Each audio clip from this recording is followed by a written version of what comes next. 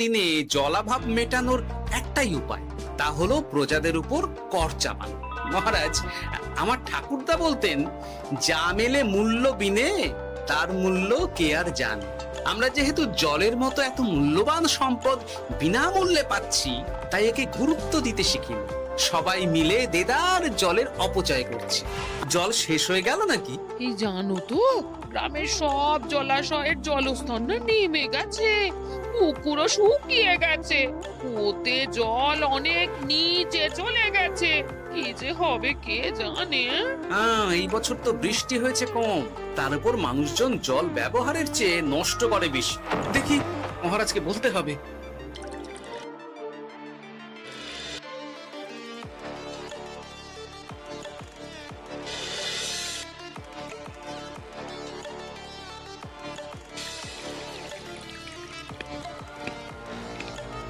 এই তো গোপাল এসে গেছে। শুনেছো, রাজ্যের সকল জলাশয়ে শুধু শুনিনি, চাক্ষুষ দেখেছি, আর এর কারণ ও তার সমাধানও ভেবে এসেছি মহারাজ। তুমি কি বলতে চাইছো সেটা বলো না খোলসা করে। মহারাজ, আসন্ন দিনে জলাভাব মেটানোর একটাই উপায়, তা হলো প্রজাদের উপর কর চাপানো। মহারাজ, আমার ঠাকুরদা বলতেন, যা মেলে মূল্য বিনে তার মূল্য কে আর জানে। আমরা যেহেতু জলের মতো এত মূল্যবান সম্পদ বিনামূল্যে পাচ্ছি, তাই একে গুরুত্ব দিতে শিখিনি। সবাই মিলে দেদার জলের অপচয় করছি। আমি এই অপচয়ের বিরুদ্ধে কর বসানোর পরামর্শ দিচ্ছি মহারাজ। জলের জন্য দেবে দাম, ছুটে যাবে কাল ঘাম। হ্যাঁ, যখনই জলের জন্য কর দিতে হবে, তখনই জলের অপচয় বন্ধ হবে। এতে লাভটা কি হবে গোপাল? মানুষ কম জলে কাজ করা শিখে যাবে, ফলে আগামী দিনে যদি জল সম্পদ কমেও যায়, এই কৃষ্ণনগরের প্রজারা আগে থেকেই তার জন্য প্রস্তুত হয়ে যাবেন। কিন্তু আমি আমার প্রজাদের কাছ থেকে জলের দাম নেব গোপাল? না মহারাজ, কর বাবদ যে অর্থ উপার্জন হবে, তার সাথে আপনার দান মিলিয়ে রাজ্যের মধ্যে একটা বিরাট কৃত্রিম জলাধার বানানো হবে, বাহ বাহ বাহ। যেখানে বৃষ্টির জল সংরক্ষণ করা যাবে মহারাজ। এতে সারা বছর ধরে আর কোনো জলের অভাব থাকবে না মহারাজ। গোপালের প্রস্তাব বড় ভালো লেগেছে। আগামী দিনে ইতিহাসে এই কর্মযজ্ঞের কথা লেখা থাকবে বলেই আমার বিশ্বাস। আর তাই আমি গোপালকে এই মুহূর্তে 50টি স্বর্ণমোহর উপহার দেব বলে ঘোষণা করছি। সাধু সাধু সাধু।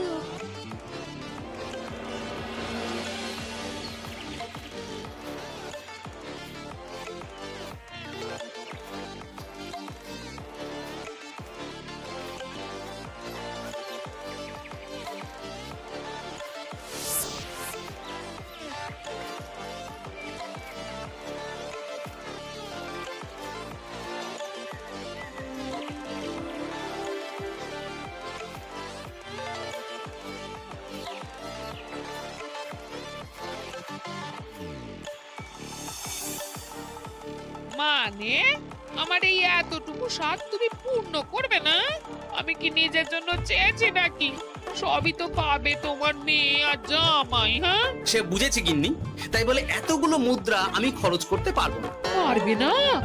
আমি তাঁতির বাড়ি থেকে মেয়ে জামাইয়ের জন্য কয়েকটা শাড়ি আর ভালো পাঞ্জাবি কিনে একটু পাঠাবো। কিন্তু এখন আমার কাছে অত মুদ্রা নেই গিন্নি, পরে পেলে আমি ঠিক তোমার স্বাদ পূরণ করব। আবার বাজে কথা বলার জায়গা পাও না তুমি। এতক্ষণ কোথায় ছিলে গো? আমি বেলায় নদীর পাড়ে গিয়েছিলাম, তখন কমলা আমাকে বললো তোমায় নাকি দেখেছে। কি দেখেছি?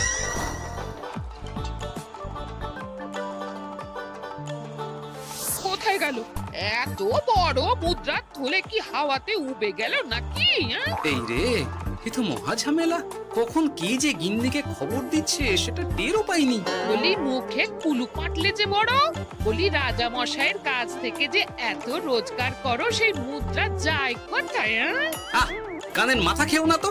আমি কি তোমার কোনো কিছুর অভাব রেখেছি? বলো একবার। খাওয়া পড়া কোনো কিছুর তো কোনো খামতি নেই তোমার। আনছি রাখোনি, কিন্তু তাই বলে আমিও তোমার স্ত্রী, তোমার গিন্নি গো গিন্নি, তাই না? আমার তো জানার অধিকার আছে নাকি যে তোমার উপার্জনের অর্থ করি সব কোথায় যাচ্ছে? জানবে জানবে, সব জানবে। এখন কিছু খেতে দাও দেখি, পেটে ছুঁচোয় ডন বৈঠক মারছে। না, এরপর থেকে আর মহারাজের কাছে উপহার পেলে ওইভাবে খোলা হাটের মধ্যে দিয়ে আসা যাওয়া করা যাবে না।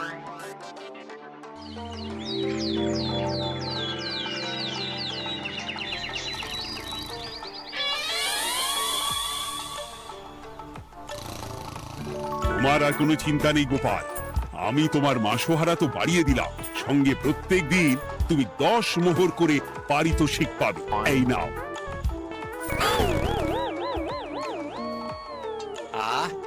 এই ভোরবেলায় একটা জব্বর স্বপ্ন দেখা গেল বটে।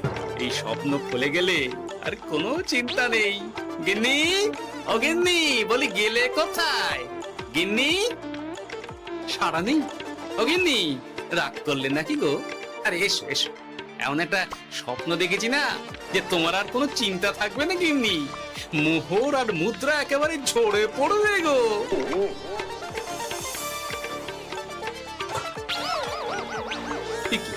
এসব ফলাহার সাজিয়ে রেখে গেল কোথায় গিন্নি? নিজের বাপের বাড়িতে তো যাবে না, কেউ নেই সেখানে। মেয়ের বাড়ি গেল নাকি? না, মেয়ের বাড়িতে তো গিন্নি যায় না। তাহলে না না, খালি পেটে আর ভাবতে পারছি না। আগে মুখ হাত ধুয়ে এসে কিছু খেয়ে নি, তারপর দেখি গিন্নি কোথায় গেল। না, গিন্নিকে তো কোথাও দেখলাম না। গেল কোথায়? যাকে আগে রাজবাড়িতে তো যাই, ফেরার সময় না হয় আবার খোঁজ নেব, ততক্ষণে ফিরেও আসতে পারে।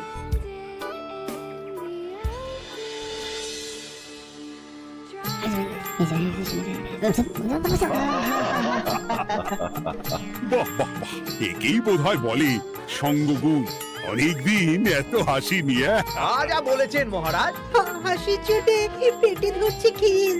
কর্তার গিন্নিতে দেখছি রয়েছে অনেক মেয়ে। কি গিন্নি, তুমি এখানে কি করছো? একই গোপাল, তুমি রাজসভায় এলে যে বড়। তুমি নাকি রাজসভার কাজ থেকে অবসর নিতে চেয়েছো? হ্যাঁ, এই কথা কে বললো মহারাজ? এই তো উনি বললেন। বলি আমি আবার কি করব? আমায় একটা কাজ দিলে আর সেটা আমি করব না বলো? আমি তোমায় কাজ দিলাম? কি কাজ? বাবা গোপাল, তুমি কি আকাশ থেকে পড়লে নাকি? তুমি তো তোমার গিন্নিকে বলে পাঠিয়েছো যে তুমি আর রাজসভার কাজে যোগ দিতে চাও না। তোমার নাকি আর কাজে মতি নেই, তুমি বিশ্রাম চাও। এই রে, গিন্নি দেখি ভয়ঙ্কর চাল দিয়েছে। আমার নামে রাজসভায় এসে এইসব বলেছে।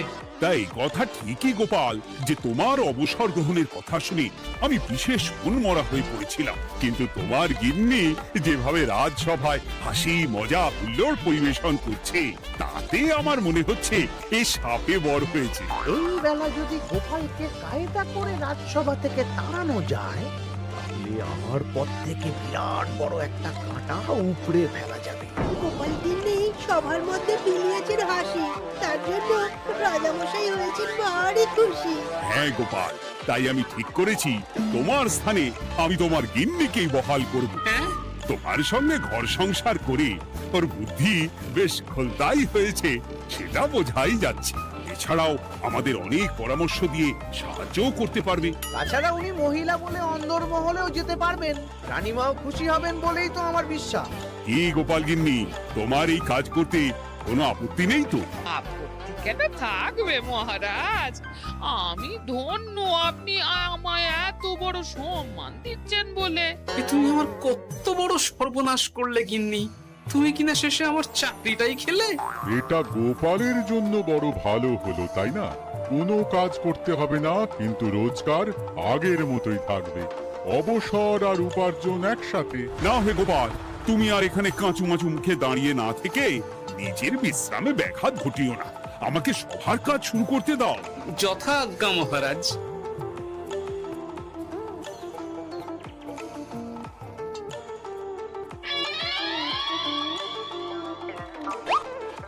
মানে মহারাজ সমস্যার সমাধান করতে দিয়েছেন তোমাকে, আর তার উত্তর দেব আমি? কেন? তুমি আমার চাকরি খাবে আর তোমার সেই চাকরি রাখার দায় নেব আমি? হ্যাঁ হ্যাঁ, নেবে। মানে কাল রাজসভায় মহারাজের সমস্যার সমাধান করব, সেই মতো কথা দিয়ে এসেছি। হ্যাঁ, আগাম 10টা মুদ্রাও বাকিয়ে এনেছি, তার থেকে তোমায় একটা মুদ্রা দিলাম। মানে মানে আমাকে উত্তর বলে দেবে, না হলে আমি। কেন দেব? আমি পাবো একটা মুদ্রা আর তুমি আমার কাছে উত্তর জেনে নিয়ে সেটাই বলে পাবে 9 মুদ্রা। কিছুতেই না। বলবে না? না। তাহলে ভালো করে শুনে রাখো, আজ থেকে ঘরের উনুনে হাঁড়ি চড়বে না। চাকরি তো খুইয়েইছো, এবার না খেয়ে প্রাণটা খোয়ানোর জন্য তৈরি হয়ে যাও। হ্যাঁ। ওরে বাবা, এমন কথা কেন বলছো গো গিন্নি? তুমি তো জানো যে খিদে একদম সহ্য করতে পারি না। এখন যদি তুমি এইসব বলো তাহলে আমার রক্ষে নেই গো। বেশ, তাহলে আমি যা জানতে চাইছি শ্বশুর শ্বশুর করে বলে ফেলো দেখি।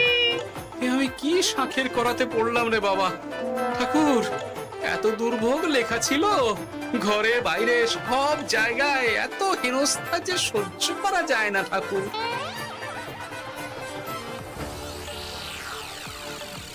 একেই তো বলে গো গিন্নি, মেঘ না চাইতেই জল। এতদিন কতভাবে চেষ্টা করেছি গোপালকে রাজসভা থেকে তাড়াবার, আর গোপাল নিজেই কিনা রাজসভা থেকে পালিয়ে গেল। কি সব বলছো? তোমার শরীর ঠিক আছে তো? শরীর মন সব ঠিক আছে, তবে গোপালের বদলে কাকে বহাল করা হয়েছে শুনলে তোমার মাথা ঘুরে যাবে। কাকে? গোপাল গিন্নিকে। আমার কিন্তু বিষয়টা খুব একটা সরল ঠেকছে না গো। গোপাল ভাঁড়ের বুদ্ধি তো আর যে সে বুদ্ধি নয়। উনি যাই করেন খুব ভেবে চিন্তে করেন, এর পেছনে আবার কোনো মতলব নেই তো। এটা তুমি মন্দ বলনি গিন্নি, গোপালকে নিয়ে সত্যি কোনো বিশ্বাস নেই। ও কখন কি ঘোট পাকাচ্ছে বলা যায় না। আমাকেও সাবধানে থাকতে হবে, দেখতে হবে যে গোপাল আসলে কি চাল চালতে চাইছে।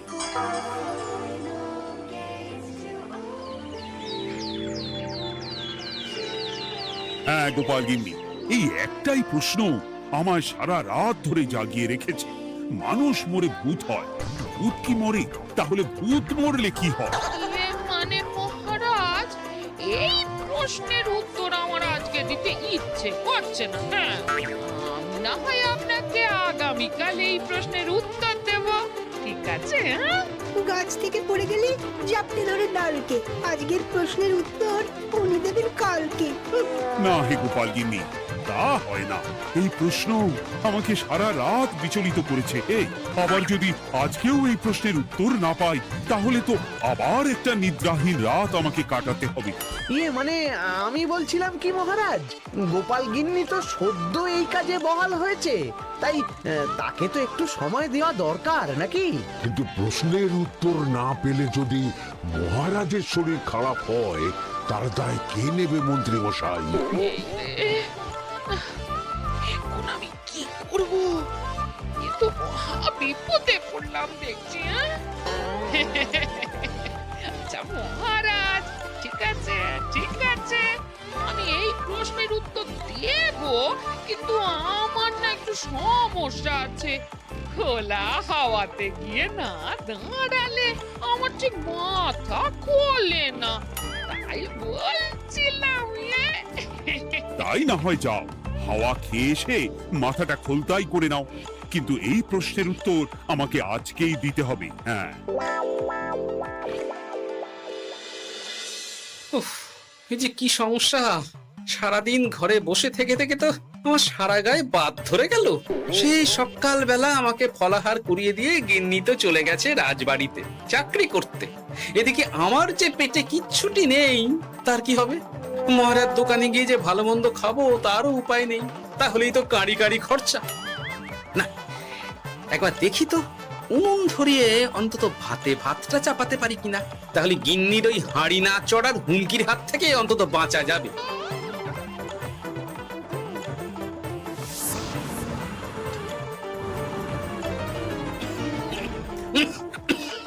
ও বাবা গো, ও বাবা, এত কেসে কেসে সোজা শেষ যাত্রা হয়ে যাবে আমার। না, এর চেয়ে না খেয়ে মরাও ঢের ভালো। দেখি তুমি বাড়িতে কেন? এত হাঁপাচ্ছ কেন? ষাঁড়ে তাড়া করেছে নাকি? আরে না গো, মানুষ মরে ভূত হয়, ভূত কি মরে? তাহলে ভূত মরলে কি হয়? খোলা হাওয়াতে গিয়ে না দাঁড়ালে আমার ঠিক মাথা খোলে না। ও, এই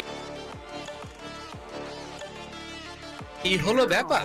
বেশ, এর উত্তর তোমায় আমি বলে দিচ্ছি। ভূত মরে প্রথমে এক ঝুড়ি অন্ধকার হয়, সেই অন্ধকার হাওয়াতে উড়ে বেড়ায়। এক সময় সেই অন্ধকার পাতলা হতে হতে কুয়াশার মতো হয়ে যায়। ব্যাস, মিটে গেল। ব্যাস, মিটে গেল। যদি রাজা মশাই এই কথা বিশ্বাস না করেন, হ্যাঁ? তুমি হলপ করে বলবে আপনি যখন মরবেন একদম মিলিয়ে নেবেন মহারাজ। এর চেয়ে এক পা এদিক ওদিক হয় না যেন। হ্যাঁ, এই না হলে তুমি গোপাল ভাঁড়, হ্যাঁ? বুঝেছ তাহলে? এই তুমি চিন্তা করো না, রাজবাড়ি থেকে ফেরার সময় আমি তোমার জন্য অনেক অনেক বাজার করে আনবো, ঠিক আছে? এই আমি যাই। এ তো ভারী মজা হলো। মহারাজ তক্ষুনি প্রশ্নের উত্তর চাইলে গিন্নি এইভাবে সেই রাজবাড়ি থেকে দুধ দাঁড়িয়ে ছুটে আসছে উত্তর জানতে। আমাকে তুমি একটা চাল দিয়ে কুপকাত করেছে তো গিন্নি। এইবার বুঝবে কত ধানে কত চাল।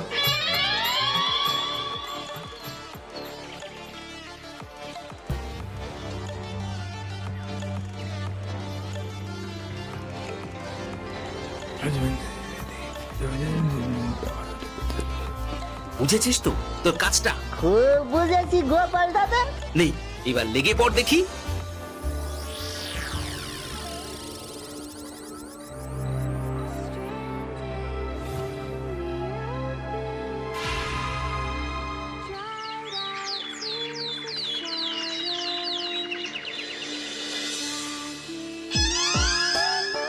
তাহলে আর বলছি কি তোমাদের, সকালবেলায় উঠে দেখি মুখের এই হাল। এই কাণ্ড কি করে হলো মহারাজ? আহ, তার আমি কি জানি। আমি সকালে উঠে আয়নায় নিজেকে এই অবস্থায় দেখে খুব চিন্তায় রয়েছি। গোপাল গিন্নি, আগে মহারাজ, গোপাল থাকলে যে কাজ করতো সেটা তো তোমাকেই করতে হবে। বলতে হবে এর সমাধান কি। হ্যাঁ মানে আমি হ্যাঁ হ্যাঁ, আমার মনে আছে। তোমার তো আবার হাওয়া না খেলে চলে না। যাও যাও, তাড়াতাড়ি হাওয়া খেয়ে এর উত্তর নিয়ে এসো।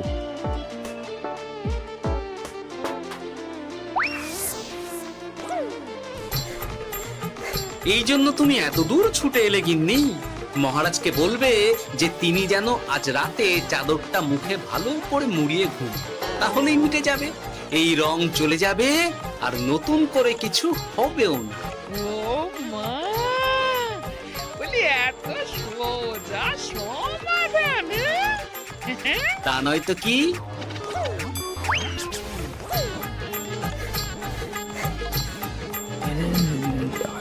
কাল সারা রাত আকাশে একবার দেখলাম চাঁদ উঠেছে, আর একবার দেখলাম ঘোর অমাবস্যা।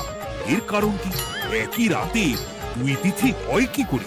মানে আর একটা সমস্যা, হ্যাঁ, এটা আগে বললেই তো হতো মহারাজ।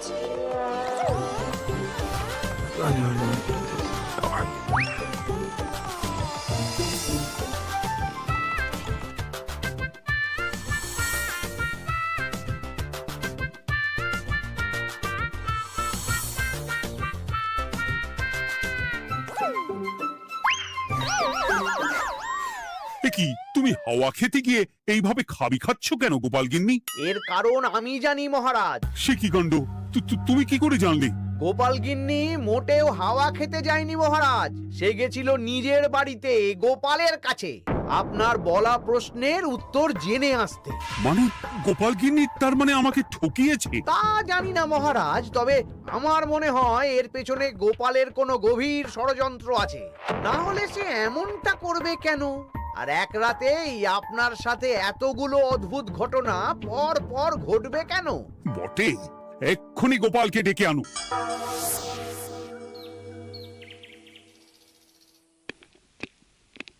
না মহারাজ, আমি সত্যি অবসর চেয়েছিলাম, আর তাই আমার গিন্নি আপনার কাছে এসে বলেছিল।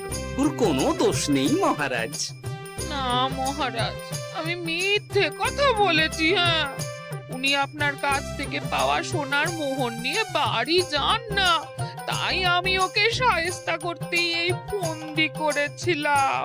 আসলে মহারাজ, আমি আপনার কাছ থেকে পাওয়া সোনার মোহর জল প্রকল্পের কাজে লাগাবো বলে কিছু জনকে নিয়ে একটা দল গঠন করতে গিয়েছিলাম। আর তাদের কাছেই ওগুলো রেখে এসেছি।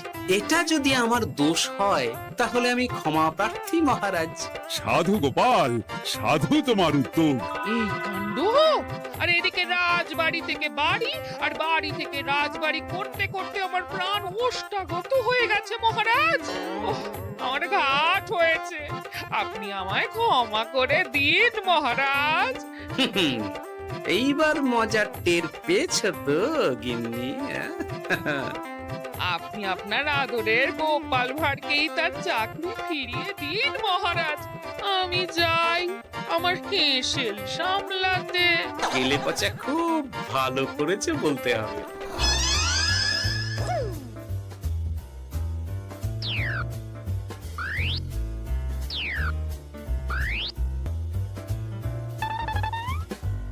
তবে মহারাজ, অমাবস্যা পূর্ণিমা সব আমার বুদ্ধিতেই কেলেপচা করেছিল।